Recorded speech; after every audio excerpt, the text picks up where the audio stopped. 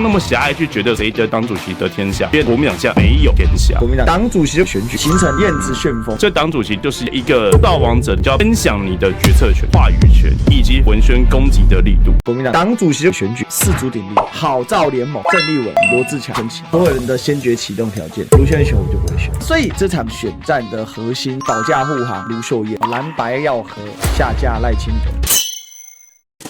Ladies and gentlemen, welcome the host.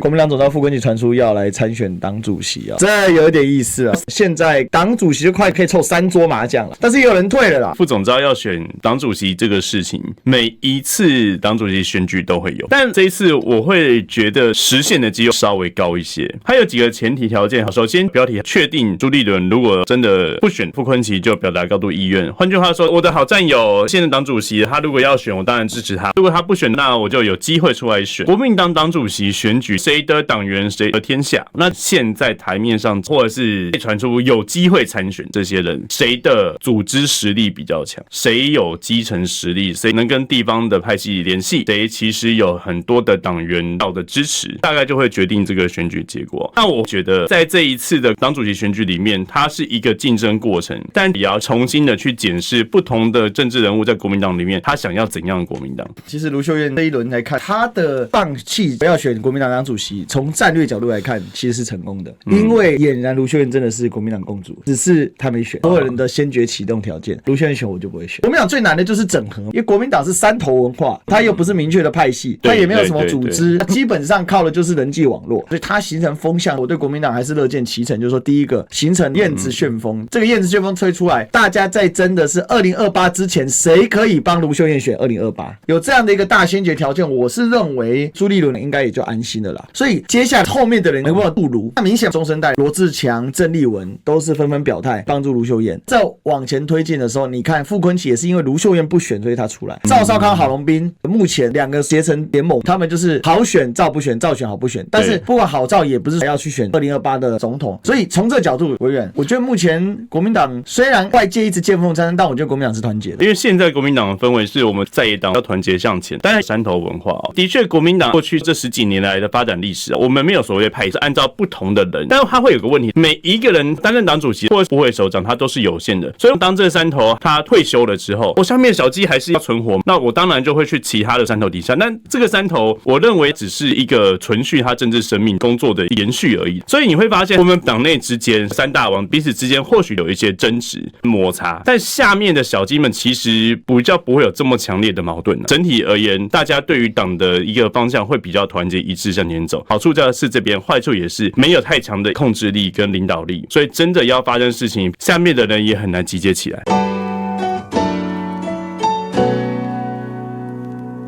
那现在党主席的部分也很好玩，所有党主席参选人的起手式都是我们要拥护卢秀燕，卢秀燕变成党主席最大的共识，以及卢秀燕什么时候回来，我们都愿意随时交棒。那这样子就会有一个问题，你在担任党务的时候，会有个天花板叫卢秀燕，我做任何事情、任何改革，基本上可能都要问卢秀燕，或者是我不能超越她的界限，所以导致现在我们的国民党支持者觉得党主席就是一个过渡的那当然每个人定义不一样，或许有些人会认为要更多的改革，中正再上来也很好。我觉得大家期待的不一样没关系但假设我今天要拥护卢妈妈成为一个造王者的角色的时候，党主席对我来说他就是要一个稳定的人选。你要兵马要筹措粮草，我可以帮你，但是当我广积粮的时候，我不能缓称王。所以哪一个人接到下一句叫缓称王的时候，我就认为可能就不是那么适合的人选。原因很简单，党内不是不能竞争，而是我们现在就是在野党，我们的资源已经够少了，所以我们要累积资源在最重要2028那个战役。如果现在我们明确的认为卢秀燕是适合带领我们2028有机会重返政权那个人的话，党主席就是一个造王者。既然造王者，你就要把你的团队更多人的纳入，分享你的决策权、话语权，以及分享你的文宣攻击的力度。他不是你手下的臣子，你们是共同合作的伙伴，不用那么狭隘去觉得说谁的党主席得天下，因为老实讲，国民党现在没有天下。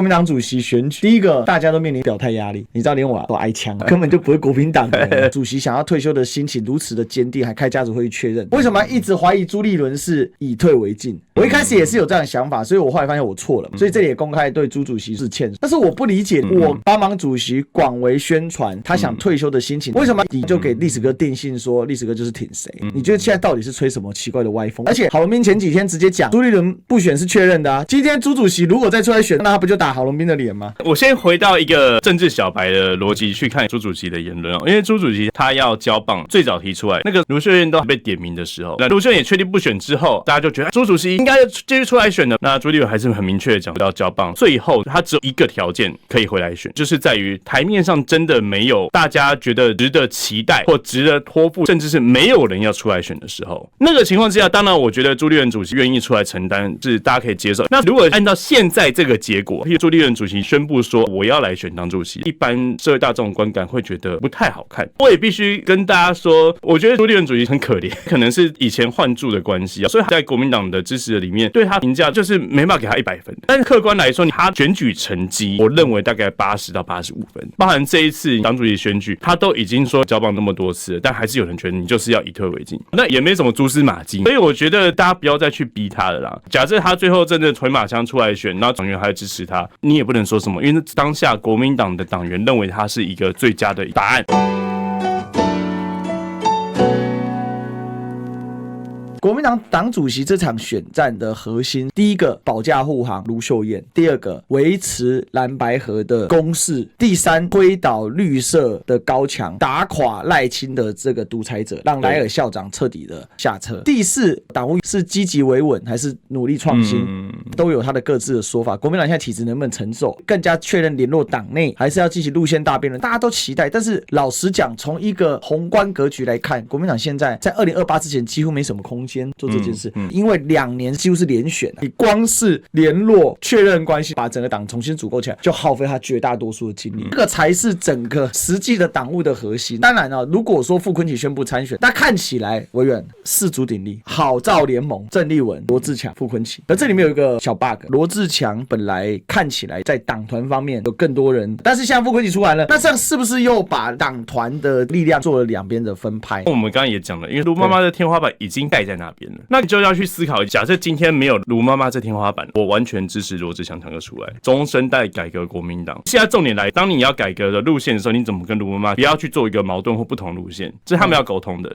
这不是政治问题，这是人的问题。我举个例子罗智强哥绝对是个 rising star， 大家对他有期待感，但你星星要越来越发光发亮的时候，你就会让别人变暗淡，别人就会觉得有压力，我就得要对抗，因为我也希望我发光发热，这是一个人性。所以今天罗智强他接党主席，很多人会觉得我被威胁到，那就会开始有一连串的防御跟不服从，会有一些需要协调的地方，可能更直白讲斗争。还有第三个问题，因为你是 rising star， 我就举例，我心中比较狭隘好了，因为我是卢妈妈，我看到一个 rising star 往上升的时候，我会觉得对很好啊，发光发亮。当你爬得有点快，变成上将参谋首长的时候，我开始觉得你是不是还威胁我？我知道听众朋友一定觉得你干嘛想那么政治？我们就是要团结一致对外，把民进党拉下。但你怎么知道人性在想什么东西？那你说强哥如果他不选党主席，他难道就不用继续 rising star 吗？要，这才是我一开始在讲，共治关系才会是一个比较稳定的局面，彼此不会有特别担心谁要称王谁不称王的问题。但国民党一样可以往上。但我也必须说，共治的想法以某种程度也是一种理想啦，但这是我自己认为最好的方式。所以郑丽文现在看起来在网络呼声很高，你怎么看？他现在的路线某种程度跟当时张亚中校长的身世是差不多的，大家都觉得很好。国民党就太多像刚刚张委员讲那些东西，那么多是包袱，干嘛呢？你们这些守旧的人，国民党才不能大进步啊！让自主的党员票或自主选民可能会很喜欢他的风格，但如果今天实力还没到，讲一些改革，到最后结果就还是那样子啊。当你说当党主席有没有机会改革？有机会，但那改革可能是血流成河的。所以党的陈科、包袱，甚至是守旧势力，你是需要去跟他们去谈判，让他们接受你，一步一步的让他们转好的。毕竟他现在实力就在那边，所以你今天选的是党主席有些地方你是需要妥协对话的。有人觉得血流成河会影响自己实力，那我觉得交给党员自己判断。最后我再讲一下，就讨论国民党党主席，其实核心还是一个啦，希望2628呢蓝白要合，下架赖清德。